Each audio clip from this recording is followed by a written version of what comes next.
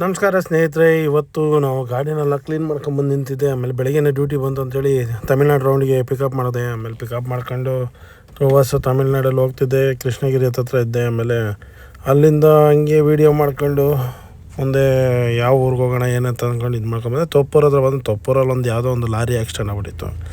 ಅದು ನೋಡಿದ್ರೆ ಈ ಒಂದು 6-7 ಕಿಲೋಮೀಟ್ರು ಫುಲ್ಲು ಜಾಮು, ಲಾರಿಗಳೆಲ್ಲ ಜಾಮಾಗಿ ನಿಂತಿತ್ತು. ನಾನು ಹಂಗೆ ಸರಿ ಅಂತ ಹೇಳ್ಬಿಟ್ಟು ನೋಡಿಕೊಂಡು ಮತ್ತು ಒಂದು ಗಾಡಿ ಹತ್ರ ನಮ್ಮ ಗಾಡಿ ಒಳಗಡೆ ಇತ್ತಲ್ಲ, ಅದನ್ನ ನೋಡ್ಕೊಂಡು ಹಂಗೆ ಹತ್ಕೊಂಡು ಹೋದರೆ, ನಿಮ್ಗೆ ಗೊತ್ತಲ್ಲ ಈ ಗೌರ್ಮೆಂಟ್ ಗಾಡಿ ಅವ್ರು ಹೆಂಗೆ ಓಡಿಸ್ತಾರೆ ಅಂತೇಳಿ. ಹಂಗೆ ಇದರಲ್ಲಿ ನಮ್ಮ ಕಸ್ಟಮರ್ ಲಾಸ್ಟ್ ಟೈಮ್ ಒಂದು ಸ್ಟ್ಯಾಂಡ್ ಕೊಟ್ಟಿದ್ರಲ್ಲ, ಆ ಸ್ಟ್ಯಾಂಡು ಯಾವತ್ತು ಯೂಸ್ ಆಯಿತು, ಇವತ್ತು ಯೂಸ್ ಆಯಿತು. ತಗೊಂಡು ಆ ಸ್ಟ್ಯಾಂಡ್ನ ಫ್ರಂಟಲ್ಲಿ ಇಕ್ಬಿಟ್ಟು ವೀಡಿಯೋಗೆ ಮೊಬೈಲ್ನ ಹಾಕ್ಬಿಟ್ಟು ಬಿಟ್ಟಿದ್ದೆ. ಅದು ನೋಡಿ ಎಷ್ಟು ನೀಟಾಗಿ ರೆಕಾರ್ಡ್ ಆಗ್ತಾಯಿದೆ, ಎಷ್ಟು ಚೆನ್ನಾಗಿ ಬಂದಿದೆ ನೋಡಿ ರೆಕಾರ್ಡಲ್ಲಿ ವೀಡಿಯೋ. ಆಮೇಲೆ ಅಲ್ಲಿಂದ ಸೀದಾ ಬಂದು ಕೆಳಗಡೆ ಬಂದರೆ ಓಮ್ಲೂರು ಟೋಲ್ಗೆ ಬಂದೆ. ಅಲ್ಲಿಂದ ಗಾಡಿ ನಮ್ಮದು ಒಂದು ಸ್ವಲ್ಪ ಡೆಫ್ದೇನೋ ಖಾಲಿ ಆಯಿತು ಅಂತ ಹೇಳ್ಬಿಟ್ಟು ಬ್ಲಿಂಕಿಂಗ್ ಆಯ್ತಾಯಿತ್ತು. ಆ್ಯಡ್ ಬ್ಲೂ BS6 ಗಾಡಿಗೆ ಬಂದು ಆ್ಯಡ್ ಬ್ಲೂ ಹಾಕಬೇಕು. ಅದಕ್ಕೆ ಸರಿ ಅಂತ ಹೇಳ್ಬಿಟ್ಟು ಮತ್ತು ನಮ್ಮ ಶೋರೂಮ್ದು ಇದು ಫೋರ್ಸ್ ಕಂಪ್ನಿದು ಶೋರೂಮ್ದು ಒಳಗಡೆ ಇತ್ತು, ಆ್ಯರೋ ಫೋರ್ಸ್ ಅಂತ ಹೇಳ್ಬಿಟ್ಟು ನಾವು ಬಂದು ಡೆಫ್ ಹಾಕಿಸ್ಕೊಂಡು ಗಾಡಿನ ಎಲ್ಲ ಚೆಕ್ ಮಾಡ್ತಾಯಿದ್ರಿ. ಆಮೇಲೆ ಅಣ್ಣ ನೋಡೋದು ಎಷ್ಟಾಗುತ್ತೆ ಏನಂತ ಬಿಲ್ ಅಂತ ಕೇಳಿದ್ರೆ, ಡೆಫ್ದೆಲ್ಲ ಕಡಿಮೆ ರೇಟು, ಆದರೆ ಲೇಬರ್ ಮಾತ್ರ ಸಿಕ್ಕಾಪಟ್ಟೆ ಜಾಸ್ತಿ ಹಾಕಿದ್ರು. 450 ರೂಪಾಯಿನೋ ಬರೀ ಆ ಡೆಫ್ನ ಹಾಕೋದಕ್ಕೆ, ಓಪನ್ ಮಾಡಿ ಆ ಕ್ಯಾನ್ ಒಳಗೆ ಹಾಕೋದಕ್ಕೆ 450 ರೂಪಾಯಿ ಬಿಲ್ ಮಾಡಿದರು. ಶೋರೂಮ್ದು ಗೊತ್ತಲ್ಲ ನಿಮಗೇ ಎಲ್ಲ ಏನು ರೇಟ್ ಹಾಕ್ತಾರೆ. ಅದನ್ನು ನಾವೇ ಆ ಪೈಪ್ನ ಕನೆಕ್ಟ್ ಮಾಡಿ ನಾನೇ ತಾಕೊಂಬಿಡ್ಬೋದಾಯಿತು. ಏನೋ ಮಾಡೋಕ್ಕಾಗಲ್ಲ, ಬಂದ್ಬಿಟ್ಟಿದ್ದೀನಿ ಆಯಿತು ಅಂತ ಹೇಳ್ಬಿಟ್ಟು ಮತ್ತೆ ಅಲ್ಲಿಂದ ಹೊರಟೆ ಟುವರ್ಡ್ಸು ತಿರುಚಿಗೆ ಹೋಗ್ಬೇಕಂತೇಳಿ ಸೇಲಮ್ ಸಿಟಿ ಒಳಗೆ ಎಂಟ್ರಿಯಾಗಿ ಆಚೆ ಬಂದೆ. ಆಮೇಲೆ ಅಲ್ಲಿಂದ ಸಿಂಗಲ್ ಸಿಂಗಲ್ ರೋಡಲ್ಲಿ ತಿರ್ಚಲ್ಕೋಡ್ ಬಂದಿದ್ದೆ. ತಿರ್ಚಲ್ಕೋಡಿಂದ ಹಂಗೆ ಮುಂದೆ ಹೋಗ್ತಾ ತಿರುಚಿ ಹತ್ರ ಬರ್ತಾ ಈ ಗೌರ್ಮೆಂಟ್ ಗಾಡಿನೂ ಪ್ರೈವೇಟ್ ಗಾಡಿನೂ ಫುಲ್ಲು ಇಬ್ಬರು ಆಡ್ಕೊಂಡು ಬರ್ತಾಯಿದ್ರು. ಏನೋ ಒಂದು ಸ್ವಲ್ಪ ಗ್ಯಾಪ್ ಕೊಡ್ತಾರೆ, ಓವರ್ಟೇಕ್ ಕೊಡ್ಕೊಂಡು ಹೋಗ್ಬಿಡೋಣ ಅಂದರೆ ಇವರು ಹೋಗ್ತಾಯಿಲ್ಲ, ಹೋಗೋದಕ್ಕೂ ಬಿಡ್ತಾಯಿರಲಿಲ್ಲ. ಆಮೇಲೆ ನಾನು ತಿರುಚಿ ರೀಚ್ ಆಗಿ ಹಂಗೆ ಮಾಮೂಲಿ ನಮ್ಮ ಕಾವೇರಿ ರಿವರ್ದು ಫ್ಲೇವರ್ ಇತ್ತಲ್ಲ, ನೋಡೋಕ್ಕೆ ಚೆನ್ನಾಗಿತ್ತು ಅಂತ ಹೇಳ್ಬಿಟ್ಟು ಹಂಗೆ ಅದನ್ನ ಒಂದು ಕ್ಯಾಮ್ರಾದ ಇದರಲ್ಲೇ ಹಂಗೆ ರೆಕಾರ್ಡ್ ಮಾಡ್ಕೊಳ್ತಿದ್ದೆ. ಹೆಂಗೋ ನಮ್ಮ ಟೋಡಿ ಸೆಲ್ಫಿ ಸ್ಟ್ಯಾಂಡ್ ಇತ್ತು, ಅದರಲ್ಲಿ ನಮ್ಮದು ಪ್ಯಾಕೇಜ್ ನೀಟಾಗಿ ಫ್ರಂಟಲ್ಲಿ ಇಟ್ಬಿಟ್ಟು ರೆಕಾರ್ಡ್ ಮಾಡ್ತಿದ್ದೆ. ಹೆಂಗೋ ಚೆನ್ನಾಗಿ ಬರ್ತಿತ್ತು.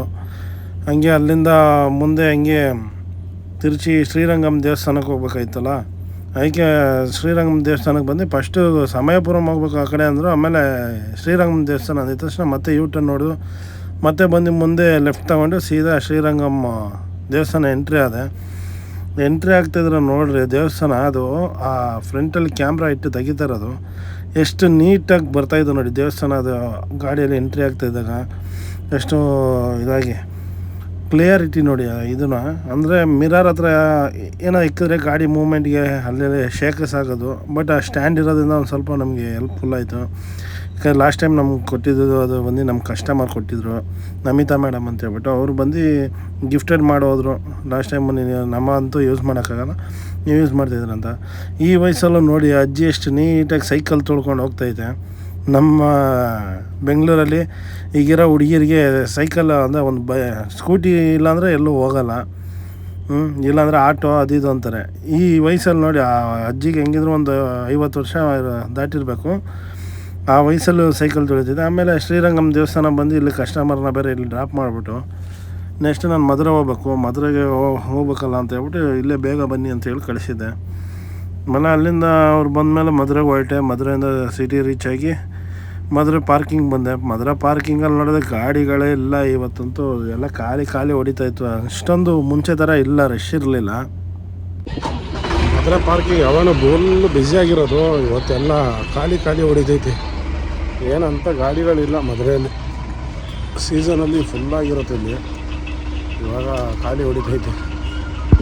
ಆಮೇಲೆ ಕಸ್ಟಮರ್ ಬಂದರು, ಅವ್ರನ್ನ ಕರ್ಕೊಂಡು ಅಲ್ಲಿಂದ ಮಧುರೆಯಿಂದ ರಾಮೇಶ್ವರಂ ಹೋಗ್ಬೇಕಾಯ್ತು. ರಾಮೇಶ್ವರಂ ಹೋಗಿ ನೈಟು ಸ್ಟೇ ಅಂತ ಹೇಳಿದರು. ಆಮೇಲೆ ಅಲ್ಲಿಂದ ಬರ್ತಾಯಿದ್ರು, ಯಾವುದೋ ಹೋಟ್ಲುಗಳು ಕಾಣಿಸಿಲ್ಲ, ಯಾವುದೋ ಒಂದು ಸಿಕ್ತು ಸಣ್ಣ ಹೋಟ್ಲು, ಅಲ್ಲಿ ನಿಲ್ಲಿಸಿ ಊಟ ಮಾಡ್ಕೊಂಡು ಅಲ್ಲಿಂದ ಹೊರಟೆ ರಾಮನಾಥಪುರಂ ಬಂದಿದ್ದೆ. ರಾಮನಾಥಪುರಮಿಂದ ಇನ್ನೇನು ಧನುಷ್ಕೋಡಿ ಇದು ರಾಮೇಶ್ವರಂಗೆ ಬರಬೇಕಾಯ್ತು. ಅಲ್ಲಿಂದ ರಾಮೇಶ್ವರಂ ರೀಚ್ ಆಗೋಕ್ಕೆ ನಾನು ಹೆಂಗೋ ಬೆಳಗಿನ ಜಾವ 2 ಗಂಟೆ ಆಗಿತ್ತು ನಾನು ಬರಬೇಕಾದ್ರೆ ರಾಮೇಶ್ವರಂ ಎಂಟ್ರಿ ಆಗ್ತಿದ್ದಾಗ.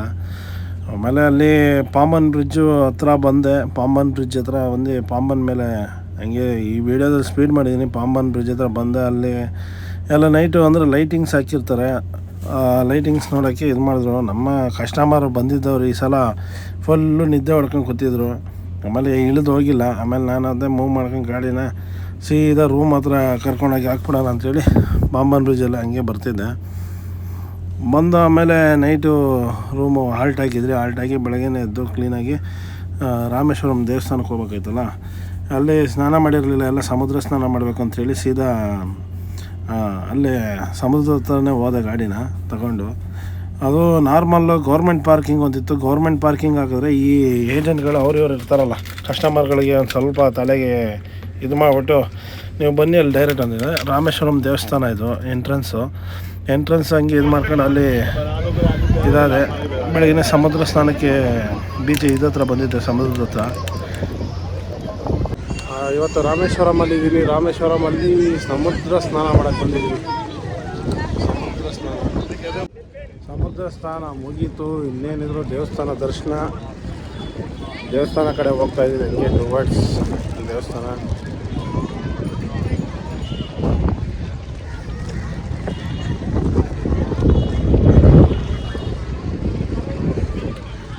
ದೇವಸ್ಥಾನಕ್ಕೆ ಹೋಗಿ ದರ್ಶನ ಮಾಡ್ಕೊಂಡು 21 ಬಾವಿ ನೀರು ಹಾಕ್ಕೋಬೇಕು.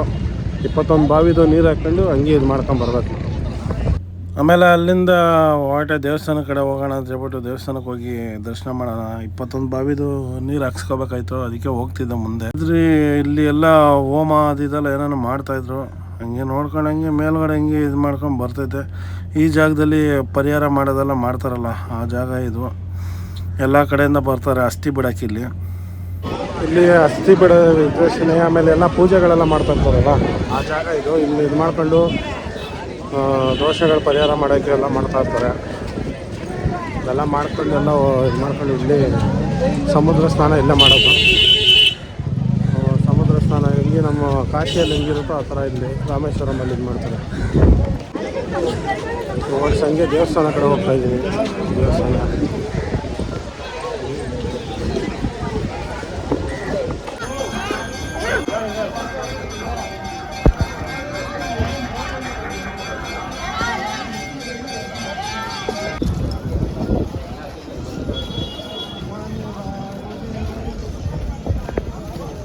ದೇವಸ್ಥಾನ ಗೋಪುರದ ಹತ್ರ ಬಂದರೆ ಹಂಗೆ ನೋಡೋಣ ಅಂತ.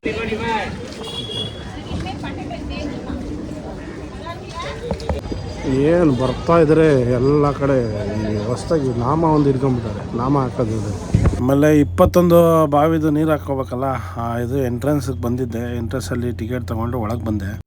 ಇವಾಗ 21 ಬಾವಿ ಸ್ನಾನಕ್ಕೆ ಹೋಗ್ತಾ ಇದ್ದೀವಿ. 21 ಬಾವಿದು ಒಳಗಡೆ 21 ಬಾವಿ. ಅಲ್ಲಿ ವೀಡಿಯೋ ಮಾಡೋಕ್ಕೆ ಬಿಡ್ತಾರೋ ಅನ್ನೋದು ಗೊತ್ತಿಲ್ಲ. ಒಳಗೆ ನೋಡ್ಬೋದು ಆ ಪಿಲ್ಲರ್ಗಳೆಲ್ಲ ಎಷ್ಟು ಕಲ್ಲಲ್ಲಿ ಹೆಂಗೆ ರೆಡಿ ಮಾಡಿರ್ಬೋದು, ಎಷ್ಟು ವರ್ಷದ್ದು ಇದು. ಆಮೇಲೆ ಒಳಗಡೆ ಬಂದ್ರೆ ಮಾತ್ರ ಎಷ್ಟು ಚೆನ್ನಾಗಿ ಕಾಣ್ತಿತ್ತು ಅದು ನೋಡೋಕೆ ಮಾತ್ರ. ಪೇಂಟಿಂಗ್ಸ್ ಆಗಲಿ ಎಲ್ಲ ಚೆನ್ನಾಗಿ ಮಾಡಿದ್ದಾರೆ. ನಾನು ಹಂಗೆ ನೋಡ್ಕೊಂಡು ಒಂದು ಇದು ಮಾಡ್ಕೊಂಡು ದೇವಸ್ಥಾನ ದರ್ಶನ ಆಗೋಗಿತ್ತು. ಲಾಸ್ಟಿಗೆ ದರ್ಶನ ಎಲ್ಲ ಮುಗಿದು ಆಚೆ ಬರ್ತಾ ಇದ್ದೀನಪ್ಪ.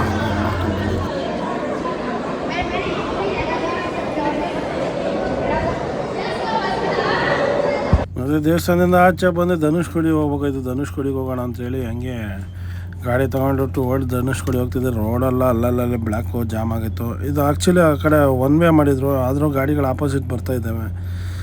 ಒಂದು ಜಂಕ್ಷನಿಂದ ಆ ಕಡೆ ಒನ್ ವೇ ಅದು, ಇಲ್ಲಿಂದ ಎಲ್ಲ 2 ವೇ ಇದು. ಆಮೇಲೆ ಎಂಟ್ರೆನ್ಸ್ ಹಾಕಿ ರೋಡಲ್ಲಿ ಹೈವೇಲಿ ಬರ್ತಾಯಿದ್ರಿ. ಆಮೇಲೆ ಅಲ್ಲಿ ಒಂದು ಸೆಂಟ್ರಲ್ ಒಂದು ಫಾರೆಸ್ಟ್ ಟೋಲ್ ಬರುತ್ತೆ, ಟೋಲ್ ಕಟ್ಕೊಂಡು ಹಂಗೆ ಮುಂದೆ ಬರ್ತಾಯಿದ್ರಿ. ಇದು ಮಾಡ್ಕೊಂಡು ಸೀದಾ ನಾವು ಈ ಚರ್ಚ್ ಹತ್ರ ಬಂದರೆ, ಹಳೆ ಓಲ್ಡ್ ಚರ್ಚ್ ಹತ್ರ ಬಂದರೆ ರೋಡ್ಗೆಲ್ಲ ಮಣ್ಣು ಬಂದಿತ್ತು. ಆಗಲೇ ಗಾಳಿ ಹೊಡೆದು ಫುಲ್ಲು ಮರಳೆಲ್ಲ ರೋಡಿಗೆ ತುಂಬೋಗಿತ್ತು. ಸಿಕ್ಕಾಪಟ್ಟೆ ಗಾಳಿ ಇತ್ತು ಅಂತೇಳಿ ಎಲ್ಲ ಅನೌನ್ಸ್ ಮಾಡಿದರು. ಧನುಷ್ಕೋಡಿಯಲ್ಲಿ ತುಂಬ ಹೊತ್ತು ಇರಬೇಡಿ, ಬೇಗ ಬನ್ನಿ ಅಂತೇಳಿ. ಆಮೇಲೆ ಅಲ್ಲಿ ಅಲೆಗಳು ನೋಡ್ಬೋದು ಹೆಂಗೆ ಹೊಡಿತಾಯಿದೆ ಅಂದರೆ, ರೈಟ್ ಸೈಡಲ್ಲಿ ಸಿಕ್ಕಾಪಟ್ಟೆ ಇದು ಹೊಡಿತಿರೋದು. ಗಾಡಿಗಳು ಆ ಕಡೆ ಬರ್ತಾ ಇರೋದು ಫುಲ್ ಈ ಕಡೆನೇ ಬರ್ತಾಯಿದ್ದಾರೆ, ಲೆಫ್ಟ್ ಸೈಡಿಗೆ ನಮ್ಮ ಆಪೋಸಿಟ್ ಬರ್ತಾಯಿದ್ದಾರೆ. ಅಲ್ಲಿ ಮುಂದೆ ಜಾಮ್ ಆಗುತ್ತೆ ಅಂತ ಹೇಳಿದೆ. ಕಸ್ಟಮರ್ ಇಲ್ಲೆಲ್ಲ ಅಲ್ಲಿಗೆ ಹೋಗಿ ಅಂದರು.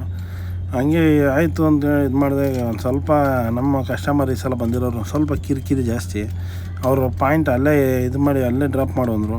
ಬಂದು ಲಾಕ್ ಆದ, ಇಲ್ಲಿ ಜಾಮ್ ಆದ ಡ್ರಾಪ್. ಕೆಲವರು ನೋಡಿದ್ರು ಏನು ಕಿವಿಗೆ ಹಾಕೊಳ್ಳಲ್ಲ. ಆಮೇಲೆ ಏನೋ ಬೈಕೊಂಡೇನೋ ಹೋದಂಗಿತ್ತು ಅವ್ರು.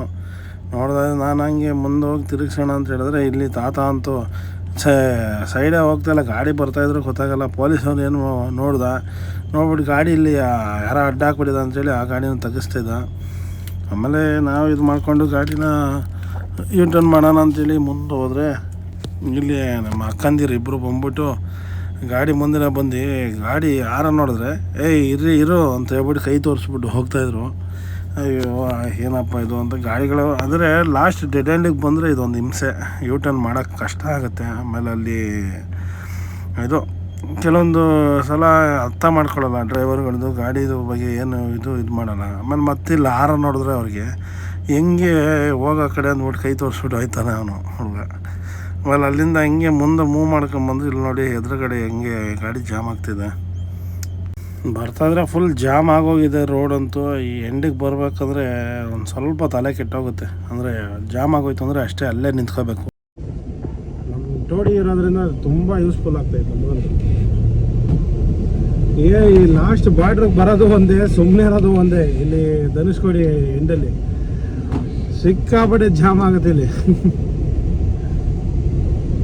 ಅಣ್ಣ ಯಾರೋ ಇಲ್ಲಿ ಯಾರೋ ದೊಡ್ಡ ಗಾಡಿದ್ದು ಬೇರೆ ತಗೊಂಬರ್ತಾವನೆ.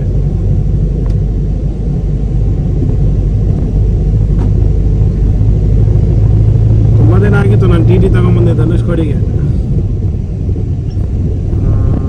ಆಯ್ತು ಒಂದು 3 ವರ್ಷ ಆಗಿರ್ಬೋದು ಧನುಷ್ಕೋಡಿಗೆ ನಾನು ಟಿ ಟೆಂಪೋ ಟ್ರಾವೆಲರ್ ತಗೊಂಬಂದು. ಆಮೇಲೆ ಎಷ್ಟೋ ವರ್ಷ ಆದಮೇಲೆ ಈಗ ಬರ್ತಾಯಿದ್ದೀನಿ.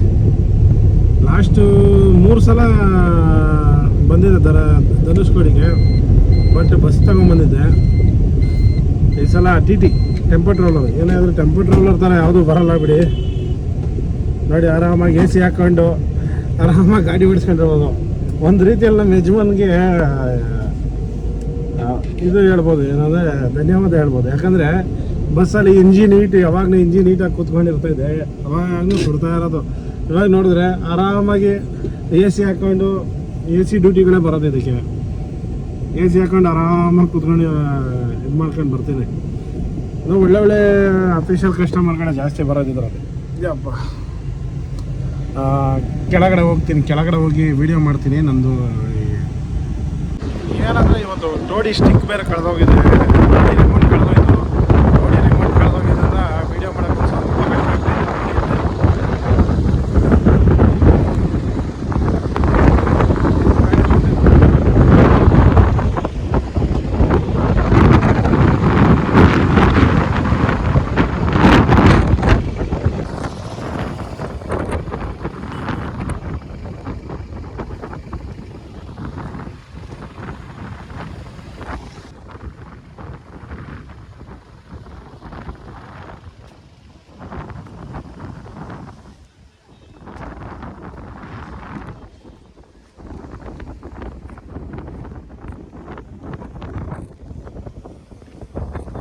ಮತ್ತು ಇವತ್ತೊಂದು ಸಿಕ್ಕಾಪಟ್ಟೆ ಗಾಳಿ ಓವರ್ ಆಗಿತ್ತು. ಆಮೇಲೆ ಯಾರನ್ನೂ ನೀರಿಗೆ ಇಳಿಬೇಡಿ ಅಂದ್ರೂ ಜನಗಳು ಕದ್ದು ಇಳಿದು ಹೋಯ್ತಾ ಇದ್ದಾರೆ.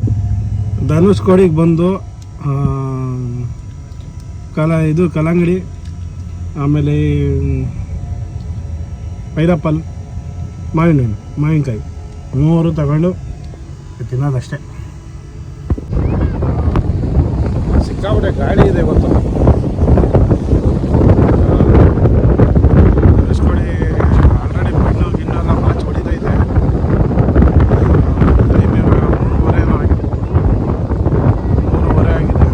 ಮತ್ತು ಧನುಷ್ಕೋಡಿ ಬಿಟ್ಟು ಹೊರಟ್ರಿ. ಧನುಷ್ಕೋಡಿಯಿಂದ ಬಿಟ್ಟು ಮತ್ತು ನೈಟ್ ಬಂದು ಕನ್ಯಾಕುಮಾರಿಯಲ್ಲಿ ಆಲ್ಟ್ ಆಗಬೇಕು ಅಂತ ಹೇಳ್ತಾಯಿದ್ರು. ಅದಕ್ಕೆ ಹೊರಟಿದ್ದೆ. ಆಮೇಲೆ ನೋಡಿ ಆಪೋಸಿಟಲ್ಲಿ ಅಲೆಗಳು ಹೆಂಗೆ ಹೊಡಿತೈತೆ ಅಂದರೆ ನೀರುಗಳೆಲ್ಲ ಬಂದು ಗಾಡಿ ಮೇಲೆ ಡೈರೆಕ್ಟು ಗಾಡಿಗೆ ಹೊಡಿತೈತೆ.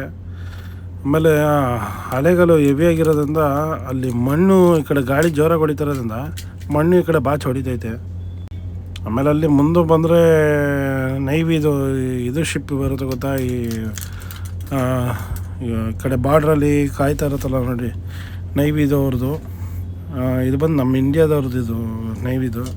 ಹಂಗೆ ಅದು ನೋಡ್ತಾ ಇದೆ, ನೋಡೋಕ್ಕೆ ಒಂಥರ ಡಿಫ್ರೆಂಟಾಗಿತ್ತು.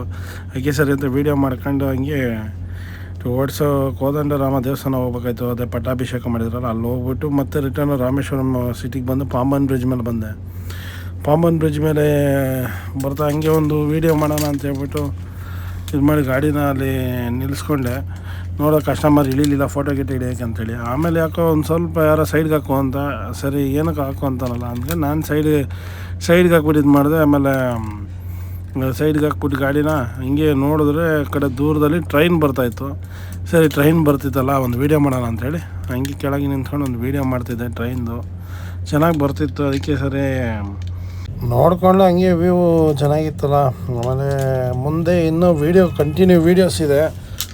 ಇನ್ನು ಮುಂದೆ ವೀಡಿಯೋ ಎಲ್ಲ ಮುಂದಿನ ಇದರಲ್ಲಿ ಪೋಸ್ಟ್ ಮಾಡ್ತೀನಿ. ಆದಷ್ಟು ಲೈಕ್ ಮಾಡಿ, ಸಬ್ಸ್ಕ್ರೈಬ್ ಮಾಡಿ, ಏನಾದರೂ ಇದ್ದರೆ ಒಂದು ಕಮೆಂಟ್ಸಲ್ಲಿ ತಿಳಿಸಿ. ಏನು ಮಾಡಬೇಕು ನಾವು ಸ್ವಲ್ಪ ತಿದ್ಕೊಳ್ತೀರಿ, ಹೊಸ್ದಾಗಿ ಮಾಡ್ತಾಯಿರೋದು ಚಾನಲ್ಲು. ಇನ್ನು ಟ್ರಿಪ್ಪದು ಇನ್ನೂ ಇದೆ, ಇನ್ನೂ 5 ದಿನ ಟ್ರಿಪ್ ಇದೆ. ಅದರದ್ದೆಲ್ಲ ಒಂದು ವೀಡಿಯೋ ಮಾಡಿ ಹಾಕ್ತೀನಿ. ಬಾಯ್ ಸ್ನೇಹಿತರೆ, ಮುಂದಿನ ವೀಡಿಯೋದಲ್ಲಿ ಸಿಗ್ತೀನಿ.